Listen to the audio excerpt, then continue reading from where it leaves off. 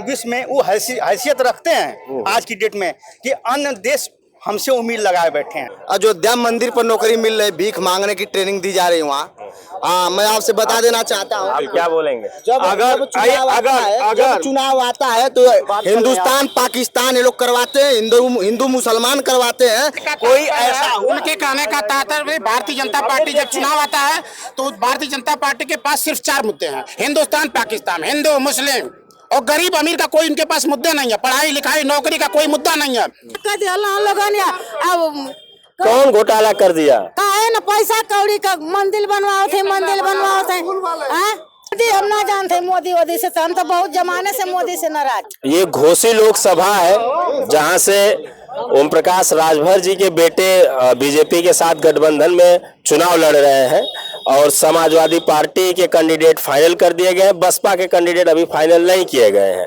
तो यहाँ पे कुछ लोग हैं जो घोसी लोकसभा क्षेत्र से ही है, जिनसे बात करते हैं कि क्या माहौल चल रहा है यहाँ पे सपा बसपा और चुनाव का क्या स्तर है, जमीनी बुनियादी स्तर क्या है, कहाँ पे लोग किसकी बात सुन रहे हैं, किसके वादों में जा रहे हैं और किसकी तरफ जा रहे हैं। तो बात करते हैं लोगों से। क्या नाम है आपका? यशवंत नाम है। क्या माहौल है चुनाव का? माहौल यहाँ का जो यहाँ का चुनाव है, देश के में जो काम हुए हैं वर्तमान सरकार के, विश्व के अंदर में जो मोदी जी के कार्यकाल का मतलब उल्लेख हो रहा है, यूक्रेन हो चाहे रसिया हो, सब आशा भरी निगाह से भारत की तरफ देख रहा है। किस चीज के लिए देख रहे हैं? देख रहा है कहीं न कहीं वो विश्व का शक्तिशाली नेता जो नरेंद्र मोदी जी हैं, अगर वो चाहेंगे तो हम लोगों के बीच में युद्ध में विराम लग सकता है। युद्ध में विराम हो सकता है। कहीं न कहीं हमारे देश की प्रतिभा या हमारे देश के मान सम्मान में इतनी बढ़ोतरी हुई है कि हम विश्व में वो हैसियत रखते हैं आज की डेट में कि अन्य देश हमसे उम्मीद लगाए बैठे हैं। शिक्षित युवा कह रहे हैं कि नौकरी नहीं मिल रही है। शिक्षित युवा नौकरी की बात कर रहे हैं, नौकरी तो मिल रही है। कहाँ पे? कहाँ नहीं मिल रही बताइए? जो भी नौकरियां नहीं मिली हैं किन्हीं विपक्ष के लोगों। आप पढ़ाई करते हैं? जी, क्या नाम है आपका? पंचमेश यादव मेरा नाम है। नौकरी मिली आपको? नहीं, नौकरी नहीं मिली। जो ये कह रहे थे कि नौकरी मिल रही है, सही बोले हैं। अयोध्या मंदिर पर नौकरी मिल रही, भीख मांगने की ट्रेनिंग दी जा रही वहाँ। मैं आपसे बता देना चाहता हूँ, आप क्या बोलेंगे? जब चुनाव आता है तो हिंदुस्तान पाकिस्तान ये लोग करवाते हैं, हिंदू मुसलमान करवाते हैं और उसके बाद उसी समय पाकिस्तान और हिंदुस्तान के बीच युद्ध होता है, जिसमें हिंदुस्तान और पाकिस्तान बड़ी नफरत वाली बातें कराते हैं मोदी जी। तो क्या अब तक युद्ध हुए हैं भारत पाकिस्तान? अगले बार जब आई है अब बात नौकरी आपने सवाल किया है कि भारत पाकिस्तान युद्ध होता है। नहीं, मैं 14 से 24 चल रहा है। कोई ऐसा उनके कहने का तात्पर्य भारतीय जनता पार्टी जब चुनाव आता है तो भारतीय जनता पार्टी के पास सिर्फ 4 मुद्दे हैं, हिंदुस्तान पाकिस्तान, हिंदू मुस्लिम और गरीब अमीर का कोई उनके पास मुद्दे नहीं है, पढ़ाई लिखाई नौकरी का कोई मुद्दा नहीं है।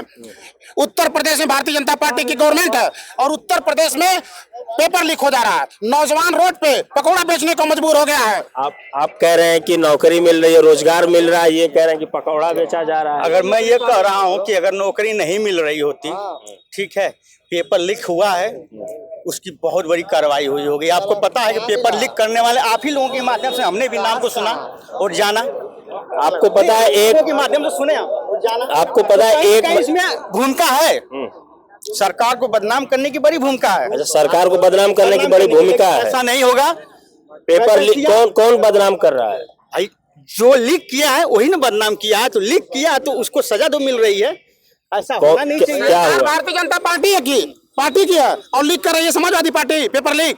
समाजवादी भारतीय जनता पार्टी के पास इतने प्रशासन है, समाजवादी पार्टी ये लोग बदनाम कर रहे हैं भारतीय जनता पार्टी। भारतीय जनता पार्टी वाले, तुम्हारे पास सरकार है, मुख्यमंत्री है, तुम सरकार में हो, देश में सरकार है, तुम जांच करवाओ। जांच कराने के बाद कार्रवाई भी हो गई, मानने को पता होना चाहिए। आपको पता है जब यूपी पुलिस का पेपर लीक हुआ उसके 1 महीना पहले केंद्र सरकार का एक अधिनियम पास हुआ कि नकल करने वालों को पकड़ा जाएगा, करोड़ों रुपए के उसके ऊपर जुर्माना लगेगा और जेल में बंद कर दिया जाएगा। 1 महीना पहले नियम आता और 1 महीने के बाद पेपर लीक हो जाता, जबकि केंद्र में सरकार बीजेपी की और यूपी में भी सरकार बीजेपी की। तो बिहार में भी तो लीक हो रहा है। बिहार में भी तो गठबंधन क्या बीजेपी के साथ ही है। इससे पहले क्यों नहीं लीक चोर हुआ? चोर मौसियात भाई, बिहार में भी भाजपा वाले हैं और उत्तर प्रदेश में भी भाजपा वाले हैं। चोर चोर मौसियात भाई, ये दोनों लोग उत्तर प्रदेश और देश की सारी जनता को नास्ता नाबूद करना चाहते हैं बीजेपी वाले। इनके पास कोई मुद्दा नहीं है चुनाव में। आपका आप आप बाहर जाते हैं तो आप जब सरकार से बाहर जाते हैं तो ही क्यों ऐसा होता है? अच्छा, मतलब आप ये कहना चाह रहे हैं सरकार से बाहर जाते हैं तो ही क्यों होता है ऐसा कि नौकरी बिल्कुल आई है। आप गिनना चाहें तो आरटीआई के जरिए निकाल के देख लें। आप निकाल लीजिए, आप बता दीजिए। ठीक है, आप बता दीजिए। पुलिस की वैकेंसी भी पूरी हुई। हमारे क्षेत्र में बहुत लोग हुए, सरकारी टीचर भी हुए। माननीय भाई साहब के माननीय अखिलेश यादव की टीचर भी सरकार हुए। थी, तब गरीबों के लिए, गरीबों के लड़के लड़की के लिए कन्या विद्याधन देने का काम हमारे अखिलेश यादव जी ने किया था। और इनके सरकार में, बंद हो गया। इनकी सरकार बंद हो में गया। कुछ भी नहीं मिला। अगर 10 साल की सरकार होती है, हम पैसा जमा करते हैं तो दुगना होता है। और मोदी सरकार 10 साल से सरकार है, ये बताइए कौन सा चीज दुगना किया है? बताइए, पेट्रोल का दाम दुगना कर दिया, गैस का दाम दुगना कर दिया, रोजगार करोड़ों नौजवान। आप क्या बोले? बोलवा देना। भैया कह रहे हैं कि मोदी जी ने इतना लोगों को रोजगार दिया, जोगी जी ने इतने लोगों को रोजगार दिया, लेकिन मैं बात कर रहा हूँ सहारा इंडिया के 13 लाख कार्यकर्ता भूखमरी के शिकार हो गए। कहाँ मोदी जी गए, जोगी जी कहाँ गए? इतना ईमानदार होते हैं तो 5,000 करोड़ सुप्रीम कोर्ट ने रिलीज किया कि जमाकर्ताओं को आप बांट दीजिए, लेकिन आज तक 1 रुपया किसी को नहीं मिला। ईमानदार है वो लोग। अब इसके बारे में कोर्ट का नहीं, फैसला है, आप जो कह रहे हैं सरकार करेगी वही करेगा। आप कह ठीक रहे है। हैं रोजगार दे युवा रहे हैं मोदी, युवा कौन सा रोजगार दे रहे युवा हैं? कह रहे हैं कि राम मंदिर बन गया, देश में राम राज्य आ गया, देश में राम राज्य आ गया। हाथरस की घटना याद है आपको? देखिए, मैं कह रहा हूँ कि मंदिर बना वो सबका, ठीक है, किसी एक जात का नहीं है। मंदिर का विवाद वर्षों से उलझा पड़ा था, सुलझा तब बना। इसमें भारत के समस्त भारतवासी का हाथ। ये भी कहा जा रहा है कि चुनाव को देखते हुए मंदिर का जो है उद्घाटन शिलान्यास पहले कर दिया गया। अभी मंदिर पूर्ण रूप से बना नहीं था। अब आप पूजा करें, ये आपका विषय है। नहीं, पूजा की बात नहीं कर रहा। मान लेते हैं अगर उस चुनाव को पाके किए होंगे तो क्या वोट कन्वर्ट हो जाएंगे? उनसे बोला को पैसा ना देला, मंदिर 10 करोड़ का बना देला, 50 करोड़ का करोड़ों का घोटाला कर दिया लोगन। अब कौन घोटाला कर दिया? काहे न पैसा कौड़ी का मंदिर बनवाओ थे। राम मंदिर से खुश नहीं है? नहीं, हमन के राम मंदिर से जरूरत ना। राशन मिलता है? भेजत तो हुआ, बाकी एक कोई अधिकारी ना आवत हुआ कि 10 किलो 35 किलो में 10 किलो मिले था कि 20 किलो मिले था। राशन में कटौती हो रही है बहुत एकदम धक्का धक भैया, मत पूछा जी ने इतना कटौती होती है ना कि वो पूरा ना हो पावत। अब अधिकारी वहरा से वहर रुक जाता हुआ, वही ठीका वही जो है चौराहे पर, वही जो है एकदम वही जो से रुक जाता हूँ यार, बढ़ी ना पावत हूँ। अब पहले का अखिलेश करे चाहे मायावती करे, 8वें दिन अधिकारी है स्कूल पर तो हो, स्कूल पर तो है, स्कूल पर सब थर हिल है। आप मोदी जी से खुश नहीं है? मोदी हम ना जानते, मोदी से तो हम तो बहुत जमाने से मोदी से नाराज है। किसको देखती हैं आप? किसके लिए आप खुशी होती है? किसको देखते हैं? अखिलेश रहिया, मायावती रहिया, कांग्रेस रहिया, केहू के दे सकीला। कांग्रेस अखिलेश तो एक साथ है, मायावती जी तो अलग हैं। मायावती अलग है तो का करी, मायावती के ना दे सकीला हम। के हुआ तो पूछा था के देबू? के देव, हाथी में देव और के दे। चलिए, क्या आप यहीं के रहने वाले हैं? नहीं, हम यही के नहीं रहने वाले, बलिया जिला के रहने वाले हैं। अच्छा, बलिया जिला क्या माहौल है? बलिया जिला में तो माहौल ठीक है। माहौल ठीक है। कहाँ के रहने वाले हैं? यही चिड़ियाकोट का। क्या लहर चल रही है? क्या माहौल है? लहर बहुत तगड़ी चल रही है समाजवादी पार्टी का, ठीक है। यहाँ लहर बहुत तगड़ी चल रही है समाजवादी पार्टी को। 2014 में जो आए ना, 2024 में जाएंगे। हाँ, हम कह रहे हैं भाजपा सरकार को हम लोग उखाड़ फेंकेंगे दपारी। ये मशीन का जो सवाल उठाया जा रहा है, ईवीएम का सवाल जो उठाया जा रहा है, तो ये सब लोग इस सुप्रीम कोर्ट क्यों नहीं जाते हैं? क्या बोलते हैं, अपनी याचिका क्यों दायर नहीं की जाती है कि आप कुछ टेक्नीशियन? तो सुप्रीम कोर्ट में याचिका हुई है, ऐसा नहीं है कि तो सुप्रीम कोर्ट ने कहा भी तो था कि आप दिखाइए कि हैक होती है कि नहीं। हाँ, तो उसका चल रहा है अभी, तो सुप्रीम कोर्ट में चल रहा है, उसमें ऐसा नहीं कि नहीं चल रहा। सारे लोगों ने किया, उस पर कई दलों ने किया, ईवीएम हैक होती है? बिल्कुल होती, मतलब आपको आप अरे ये मोबाइल जैसे हैक हो जाती है, आप अपनी मोबाइल को देख लीजिए, वो भी इलेक्ट्रॉनिक सामान है, बिल्कुल हैक हो सकता है, उसमें कोई दो राय नहीं। मोबाइल का पैसा कितना कितना दूसरे लोग निकाल के ले लेते हैं, कैसे ले लेते हैं? मामूली मोबाइल हो तो ये भी मशीन है। आपका नाम? डॉक्टर कामराड अहमद। क्या क्या मूलभूत आवश्यकताएं जो है, क्या मुद्दा है आप लोगों का अपने प्रतिनिधि के लिए? किन मुद्दों पर प्रतिनिधि को वोट देंगे और अपना प्रतिनिधि चुनेंगे? मुद्दा तो बहुत है, मुद्दा बहुत ज्यादा है, मुद्दे की गिनती आप नहीं कर पाएंगे। ये बीजेपी जब से सरकार आई है देश में 10 साल से, इनका 6 मुद्दों पे इन्होंने बोला है, हिंदू मुस्लिम, हिंदुस्तान पाकिस्तान, मस्जिद मंदिर। इसके सिवा 7वां वर्ड इन्होंने इस्तेमाल नहीं किया। ये तो पोस्टर लगाते हैं। कामयाब भी थे, मुस्लिम को आड़े हाथों लेके और बिरादरी को वोट लेके अपना उल्लू सीधा किए। सरकार तो ये कह रही है कि हम नौकरी दिए युवाओं को, 2 करोड़ नौकरी दिए युवाओं को, राशन सबको मिल रहा है, स्वास्थ्य सुविधाएं, राशन तो दे रहे हैं।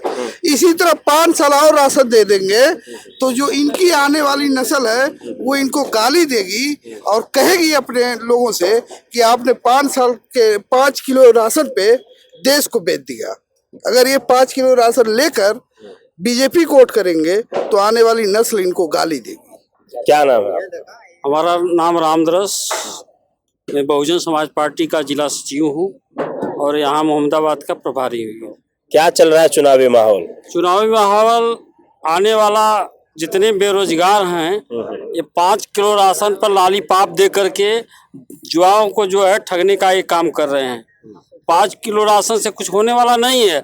आजकल बेरोजगारी, बच्चे जो है 2 जो परीक्षा दे रहे हैं, पेपर लीक हो रहा है, तमाम समस्या है बच्चों के लिए। तो इस पे आप बसपा से हैं जी। तो बसपा जो पेपर लीक हुआ, इस मामले पे आप लोगों ने कोई आंदोलन या कोई ज्ञापन सौंपा? देखिए भाई, यहाँ आंदोलन कितना हो करेंगे, वो अपनी मन की बात जो है कर रहे हैं, अपने ढंग से कर रहे हैं। यह पहला जो है ऐसा हमारे यहाँ मुख्यमंत्री जी हुए कि बेरोजगारों पर ध्यान नहीं दे रहे हैं। युवा वर्ग का नेता आंदोलन करे खातिर ना, बसपा का नेता मलाई काटेगा। आंदोलन सिर्फ समाजवादी पार्टी का नेता करता है और बहुजन समाज पार्टी का नेता कोई आंदोलन है सिर्फ घर में सूत के करोड़ों अरबों रुपया की फैक्ट्री में वो मलाई काटते हैं, संघर्ष करते हैं। आखिर समाजवादी पार्टी के नेता माननीय अखिलेश यादव आप क्या करें? जो भी है ये कर रहे हैं। सपा के गवर्नमेंट में मैं देखा हूँ जो आरक्षण में प्रमोशन का बिल फाड़ने का काम किए हैं, भाई साहब ये बता रहे हैं अपने वक्तव्य के माध्यम से। आज देख रहे हैं कि समाजवादी पार्टी की चाहे सरकार हो, चाहे किसी की सरकार हो, बीजेपी की हो, बेरोजगार आज जो है बेरोजगार है। परीक्षा जितनी हो रही है, पेपर लीक हो रहा है, चाहे वह पुलिस भर्ती हो। आज जो है 60,000 पुलिस भर्ती में आज बेचारे अपना जो है मेहनत परिश्रम करके जो आने वाली पीढ़ी है, जो उसकी उम्र जो है 2 महीना 3 महीना टल रही है परीक्षा के लिए, वह बेचारे आज बेकार हो जाएंगे, जिसकी उम्र सीमा पर बधी हुई है। बसपा को लेके अटकलें लगाई जा रही हैं कि बसपा बहुत शांत हो गई है।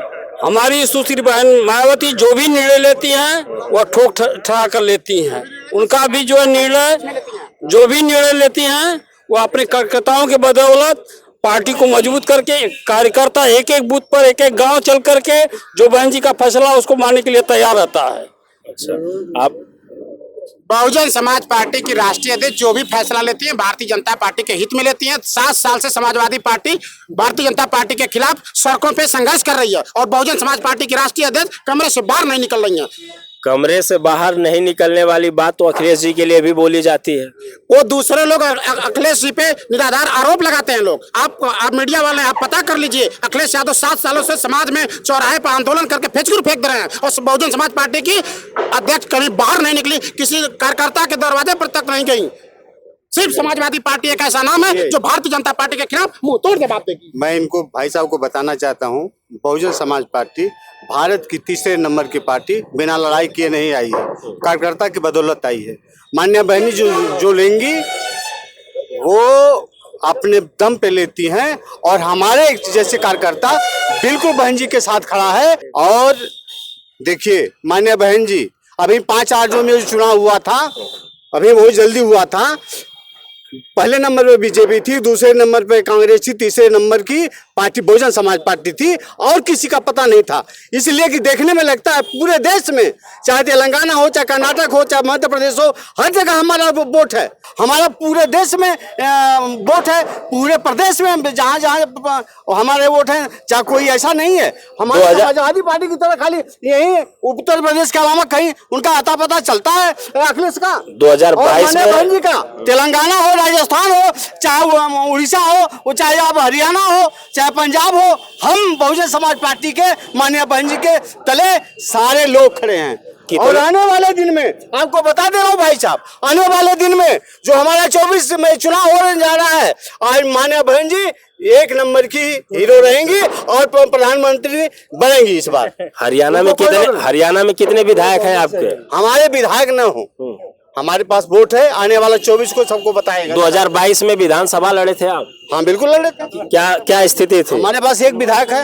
एक विधायक एकदम बिल्कुल है। उत्तर प्रदेश में कितनी विधानसभा है भाई? 403 है। 403। लोकसभा 2019 में 2019 में आप गठबंधन के साथ लड़े। आज के दौर में जो समाजवादी पार्टी बीजेपी जब गठबंधन में नहीं, बीएसपी गठबंधन में नहीं आई, तो ये बोला गया कि बीएसपी जो बीजेपी की भी पार्टी की तरह काम कर रही है। हाँ भाई, ये बताइए भाई साहब, 17 पार्टी बना करके लड़े थे अखिलेश जी, क्या उखाड़ ली? जहाँ काहे पता कर लिए, सरकार को बदल लिए। सिर्फ मुसलमानों को छलने का काम किया माननीय अखिलेश जी ने। माननीय बहन जी ने हर जगह मुसलमानों के लिए सारी व्यवस्था, चाहे वो अल्पसंख्यक समाज के लोगों को देने का काम किया। खाली अल्पसंख्यक के वोट लेने के लिए अखिलेश जी तैयार रहते हैं। बनारस में रविदास मंदिर को तोड़ दिया गया। अभी 4 दिन पहले समाजवादी पार्टी के राष्ट्रीय अध्यक्ष आदरणीय अखिलेश यादव जी ने पूर्वांचल के सबसे बड़े मुसलमानों के गौरव माननीय शाह आलम गुड्डू जमाली जी को एमएलसी में भेजकर, सदन में भेजकर मुसलमानों का गौरव बढ़ाया है। और बहुजन समाज पार्टी कार्यकर्ता को वोट की बात करते हैं, पूरे प्रदेश में पिछले 5 साल पहले चुनाव हुआ, बहुजन समाज पार्टी का एक एमएलए जीता, वो भी अपनी बदौलत जीता। गुड्डू जमाली जो तो बसपा के ही थे। नहीं, गुड्डू जमाली मुसलमान की बात करें तो उसको कदर कौन किया?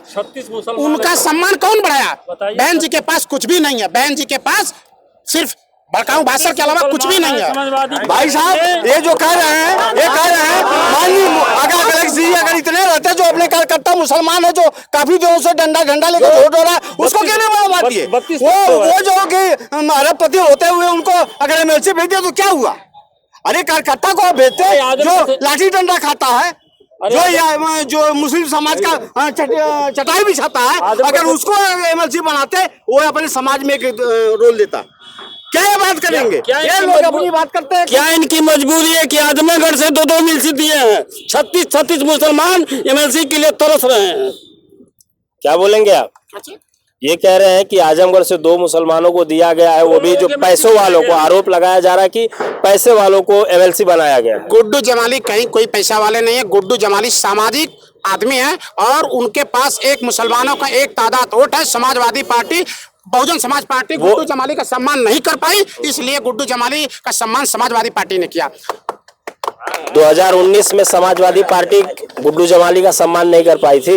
2019 में भारतीय जनता पार्टी अपने सरकार के बदौलत समाजवादी पार्टी के प्रत्याशी माननीय धर्मेंद्र यादव जी को हराया, और उसमें बहुजन समाज पार्टी का कोई योगदान नहीं है। ये गुड्डू जमाली जी बसपा से लड़े थे। गुड्डू जमाली जी बसपा से लड़े थे, उनके पास कोई वोट नहीं था उस समय बहुजन समाज पार्टी के पास।